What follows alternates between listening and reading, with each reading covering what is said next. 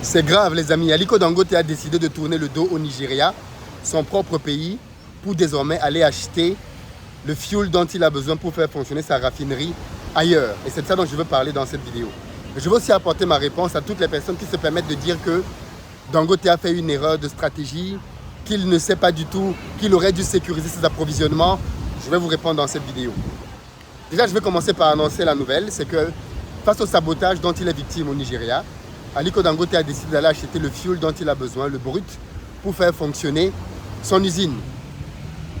Alors, de quoi il s'agit? Vous savez déjà certainement que au Nigeria, Dangote, alors même qu'il vient de construire la plus grosse raffinerie d'Afrique et l'une des plus grosses dans le monde, il se retrouve face à l'incapacité de pouvoir acheter suffisamment de fuel au Nigeria.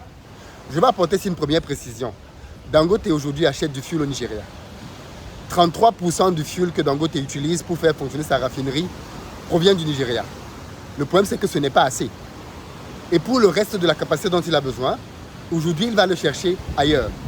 Il va le chercher aux États-Unis, il va le chercher au Brésil. Et maintenant, donc, il a décidé d'aller le chercher dans d'autres pays africains. Et il est en train de discuter avec la Libye et l'Angola. Et il ira discuter avec d'autres pays encore. Tous les pays qui produisent du pétrole, il ira les voir pour acheter leur pétrole. Parce que Dangote, c'est un panafricain.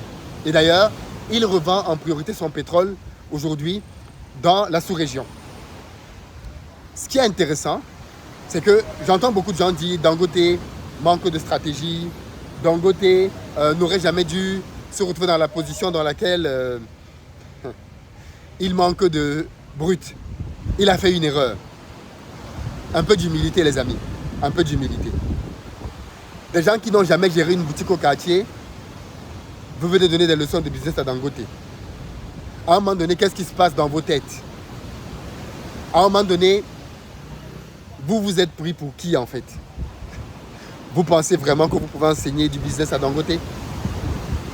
L'homme le plus riche d'Afrique, le noir le plus riche de la planète, l'homme aux usines dans tous les domaines quasiment. Vous pensez vraiment que vous qui n'avez jamais créé une boutique au quartier, parce que vous n'avez pas une boutique, vous n'avez pas une épicerie quelque part, et vous pensez que vous pouvez venir donner des leçons de business à Dangote? À un moment donné, c'est comme si un enfant de l'école maternelle, non, un enfant qui est à la crèche veut expliquer les maths à un agrégé de mathématiques. Pourquoi vous manquez autant d'humilité? Vous pouvez dire que vous ne comprenez pas. Vous pouvez dire que vous avez besoin peut-être d'éclaircissement. Mais commencez à dire que Dangote, vraiment, il a manqué de stratégie, il aurait dû sécuriser ses approvisionnements. Les amis, j'ai quelques questions à vous poser. Les raffineries dans le monde, Dangote n'est pas le premier à en construire. Ok? Dites-moi quelles raffineries dans le monde ont sécurisé leurs approvisionnements. Les raffineries dans lesquelles tous les pays africains envoient leur brut pour être raffinés en Europe. Ces raffineries-là ont sécurisé leurs approvisionnements comment? Dites-moi. Dans l'univers du pétrole, tu peux être propriétaire des puits de pétrole et raffiner. C'est ce qui se fait par exemple quand ce sont des États comme le Qatar, l'Arabie Saoudite. Ils gèrent la chaîne complète. Ils ont le pétrole, ils ont les puits, ils raffinent leur pétrole et ensuite ils le commercialisent. On peut faire ça comme ça. Mais tout le monde n'est pas obligé de posséder des puits de pétrole. Je vous ai posé une question. Toutes les raffineries dans le monde entier qui travaillent, est-ce qu'elles ont toutes des puits de pétrole? Les raffineries auprès desquelles l'État du Nigeria envoie le brut en Indonésie, est-ce que ces raffineries-là possèdent les puits de pétrole au Nigeria? Non.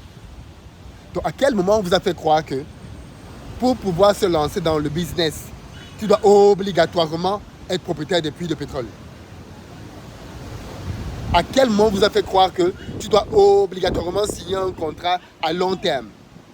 Le pétrole, c'est une denrée dont le prix varie constamment. Constamment. Donc, à quel moment on vous a dit que c'est intéressant pour quelqu'un qui a une raffinerie de venir signer un contrat dans lequel il va dire qu'il va acheter le pétrole à un prix, alors même que dans 3 mois ou dans 6 mois, il ne sait pas si le pétrole va diminuer de moitié ou va augmenter. C'est pour ça qu'il y a un marché sur lequel les gens viennent pour vendre et pour acheter le pétrole, pour acheter le brut.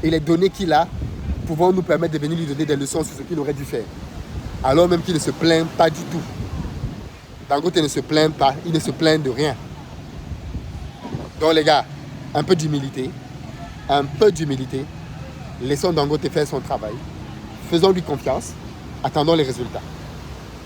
Dans tous les cas, il a décidé de se tourner vers d'autres pays africains. Encore par panafricanisme. Il aurait pu prendre son fuel uniquement au Brésil, aux États-Unis. Mais il veut que ça profite aux pays voisins. L'Angola, la Libye. Peut-être qu'après, il va aller vers le Sénégal, vers la Côte d'Ivoire. Il ira là où il y a du fuel. Il y a du fuel dans beaucoup de pays africains. Et après, il va le transformer, il va le raffiner et il va le redistribuer. Aussi simple que ça. Donc pour moi, Dangote n'est pas surpris par ce qui se passe. Du moins, il est déçu par ce qui se passe, mais il n'est pas aux abois. Il est loin d'être aux abois. Et tous ceux qui lui souhaitent malheur, tous ceux qui l'ont déjà vu échouer, tous ceux qui ont déjà prédit sa chute. Pourquoi la réussite, le bonheur des gens vous fait mal? Pourquoi vous commencez à imaginer qu'il va échouer? Ça vous apporte quoi? Ça vous apporte quoi? C'est dommage.